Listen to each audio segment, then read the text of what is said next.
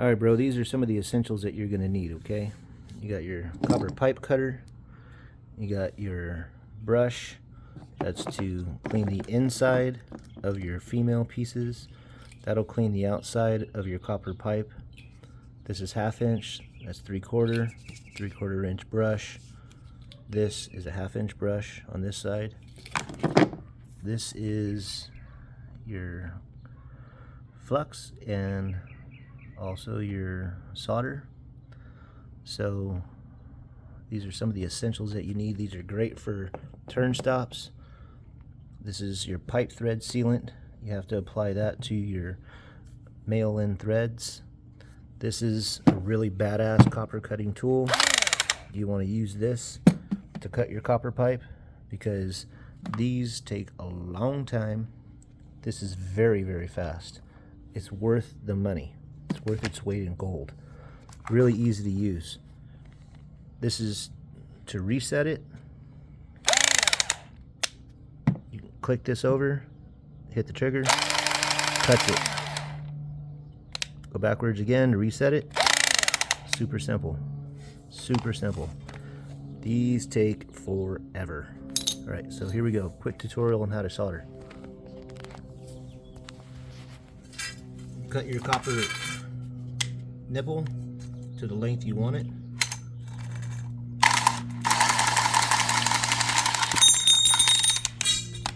After you cut it, it's going to look like that. See that little ridge? You don't want that. You want to stick your finger in there and feel it. Don't stick your finger in there. Turn it on your fingertip because you'll cut yourself. But you want to get this and stick it in there and then clean it out. So it's nice and smooth. After you do that, you can stick your finger in there. If you don't do that, when the water comes through here, it's going to cause a vibration, and that's why people have a lot of shaking going on in their pipes, the rattling of pipes. See that? It's nice and smooth, no problem. If you want to, you can do this. I like to do this. Get a file, okay, and just deburr the outside edge as well. It's real fast. Then that way it's nice and clean. After you cut this, get your sandpaper. You can do it with sandpaper, or you can do it with the inside tool here. This will expedite it a little bit, but as you'll notice, from these teeth will leave still unclean pipe. See how it's got a little bit of black on there? I don't know if you can see it, but that's where the tarnish is. You don't want that. That's not clean enough. So get your sandpaper, grip it. You want this thing sparkling. Just like that. Perfectly brushed, perfectly cleaned. So after you do that, make sure that your hands are clean throughout this process. Make sure you have a rag, which I never have for some reason.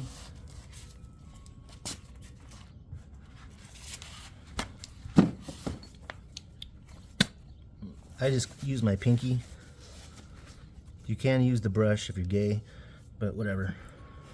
I just use my pinky because I'm as heterosexual as they come. But so you just put a little bit on there, just like that. Okay, go ahead and get some extra on around it. Doesn't matter. Doesn't have to be a great amount. Don't get any dirt on this after you do that. Don't let it get dirty. Very important. Then you get your female end. Get your brush. Clean the inside of it. Just spin it around the brush, or spin your brush around the inside of it like that. So what you want to do is you want to create a pathway for this material to get inside here. The only way that's going to happen is if this is clean. So this brush is not going to clean the outer rim. Okay, not that well. So get your sandpaper, get it back inside there with your index finger and pinch it with your thumb, and just make sure that you get the entire outer edge brushed and clean. Super simple. Blow it off, get a little bit of flux, dabble do ya, round about, all around the outside. marry the two together.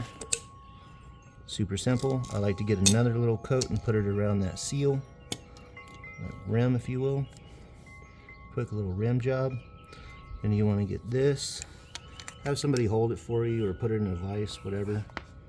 Not too difficult. I'm telling you, it's just this simple. I'm not skipping any steps. It's really, really easy. I had my torch. This is a really good torch tip. It's got a lock on it, and then it's got another little lock. Once you start it, you just click it. You start it. So it's a good one. Don't bang up the bottom of your can because then it'll want to fall over while you're using it. But anyways, it's this simple. When this gets hot, it's going to become slippery. You don't want to angle it down like this so that it slips off. That's going to irritate you. You're going to have to start the whole process over again. So make sure it's falling onto the copper pipe. It's heated up. Now you got brass to copper. Brass takes a little bit longer to get hot than copper to copper. So don't let it frustrate you. Heat it up. You'll start seeing it fall off. It'll melt away a little bit.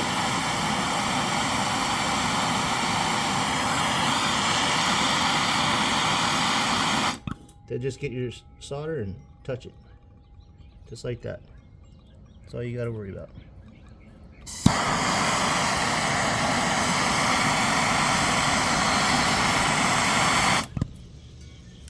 Once you get the solder on there, you don't want to put too much. Just get a little bit of water, pop a hole inside the cap.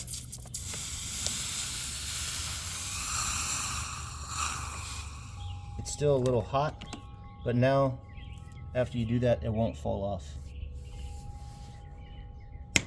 That's as easy as it gets. I always keep a little fan running so that it cools it down a little bit more, a little bit quicker, but that's about it. Super simple. Pause it. Tell me when you do it. So when you do this, when you saw that little bubble, that little excess of solder, just get yourself a little brush like this, dip it inside the flux, heat it up, get your brush, and just go around the outside of it so that you take off the excess. When you do that, it's really good because sometimes those little drips of this stupid stuff down at the bottom will get in the way, and you don't want that. So you just want to clean it off, just like that. Creates a real nice seal. Wet it,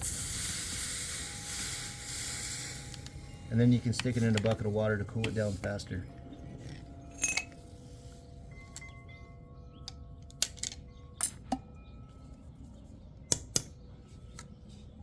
Tell me when you start. 20. No, start it over. There. Emery ring, PEX-A, real simple. Don't want chamfered cuts like that. You want them square, real nice. So you get your emery ring, stick it on there. Always tap it. Make sure it's real tight. Get your expansion gun. Open that bad boy up a little bit.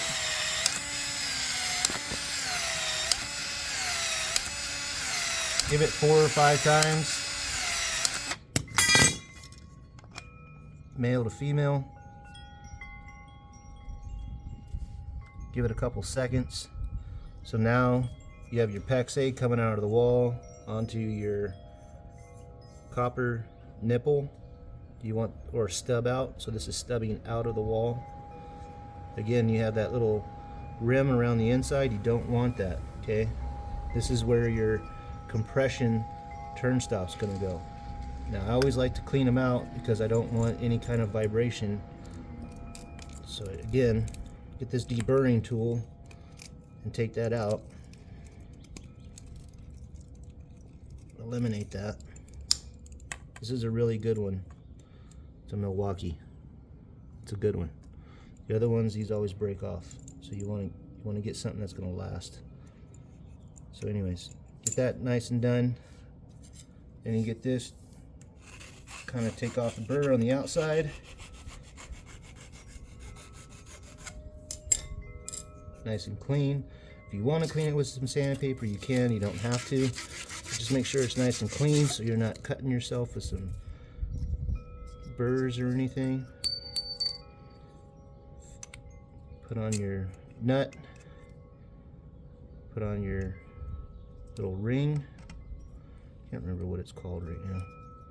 Anyways, so you want this thing pushed back. So you're gonna have the length of the pipe. Okay, the length of the inside of this, the depth of this, needs to be able to go all the way. This is used, don't trip. Super simple to use, easy.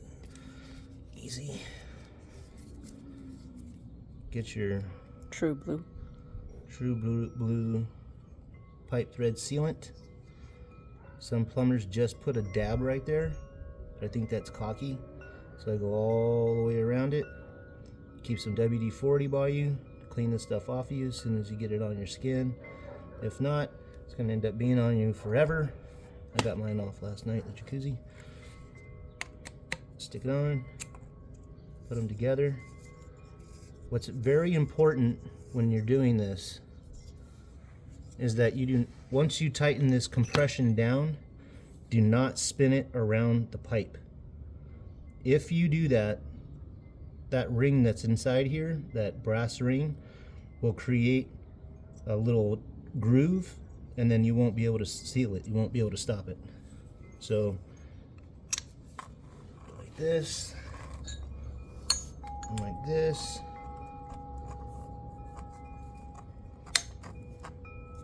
You want to tighten it. Don't have to tighten it down too much. That's good. Just like that. You're done. That simple. One other precautionary step that you can take before you do this is to just get one of these shark bite stoppers, okay, temporary, and put it around the copper end. Fill your house up with pressure.